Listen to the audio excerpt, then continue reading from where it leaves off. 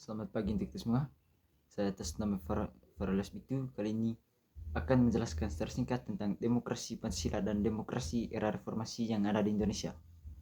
Yang pertama yaitu saya akan menjelaskan tentang demokrasi Pancasila.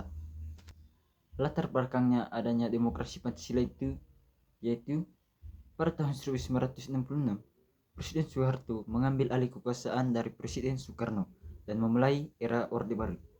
Pada era ini, Soeharto mengembangkan konsep demokrasi Pancasila sebagai sistem pemerintahan. Yang berikutnya itu ciri-ciri demokrasi Pancasila.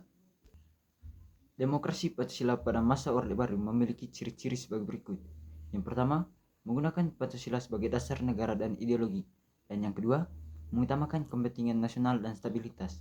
Yang ketiga, mengutamakan sistem pemerintahan yang sentralitas dan otoriter. Yang keempat, mengontrol kebebasan berbicara dan berpendapat.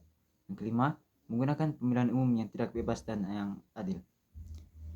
Yang berikutnya itu kebijakan dan tindakan pada demokrasi Pancasila ini.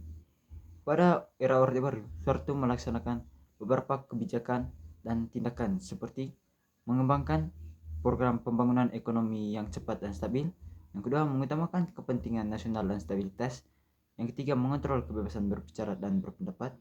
Yang keempat, menghancurkan lawan-lawan politik dan mengangkat para pendukungnya ke posisi-posisi penting. Dampak dari demokrasi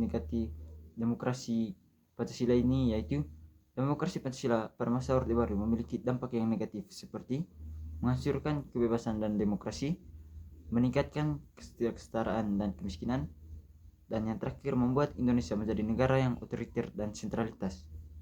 Kesimpulan yang bisa kita ambil dari demokrasi Pancasila ini yaitu demokrasi Pancasila pada masa Orde Baru dari tahun 1966 sampai 1998 merupakan sistem pemerintahan yang otoriter dan sentralitas. Sistem ini memiliki dampak negatif yang membuat bangsa Indonesia menjadi negara yang demokrasi. Yang kedua, saya akan menjelaskan tentang demokrasi era reformasi. Latar belakang adanya demokrasi era reformasi ini yaitu pada tahun 1998 Presiden Soeharto mengundurkan diri setelah terjadi krisis ekonomi dan politik yang parah. Era reformasi kemudian dimulai dengan tujuan untuk membangun demokrasi yang lebih baik dan mengatasi masalah-masalah yang diwariskan oleh Orde Baru. Ciri-ciri demokrasi era reformasi. Demokrasi era reformasi Indonesia memiliki ciri-ciri sebagai berikut. Yang pertama, menggunakan sistem pemerintahan yang demokratis dan transparan. Yang kedua, mengutamakan kebebasan berbicara dan berpendapat.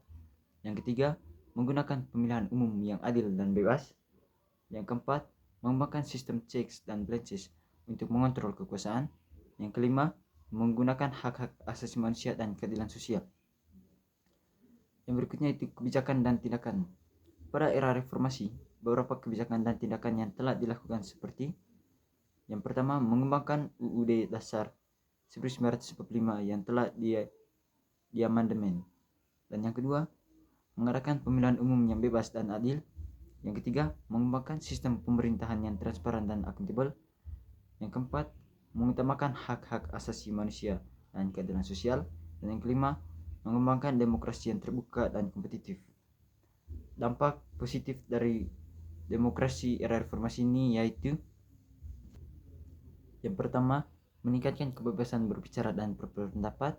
Dan yang kedua, mengembangkan sistem pemerintahan yang transparan dan akuntabel. Dan yang ketiga, mengutamakan hak-hak asasi manusia dan keadilan sosial. Yang keempat, meningkatkan pertumbuhan ekonomi dan kesejahteraan masyarakat. Kesimpulan yang bisa kita ambil dari demokrasi era reformasi ini yaitu demokrasi era reformasi Indonesia pada tahun 1998 sampai sekarang merupakan sistem pemerintahan yang demokratis dan transparan. Sistem ini telah memiliki dampak yang positif dan meningkatkan kualitas hidup masyarakat Indonesia. Sekian saja dari saya. Semoga kalian paham akan penjelasan dari saya. Sekian dan terima kasih.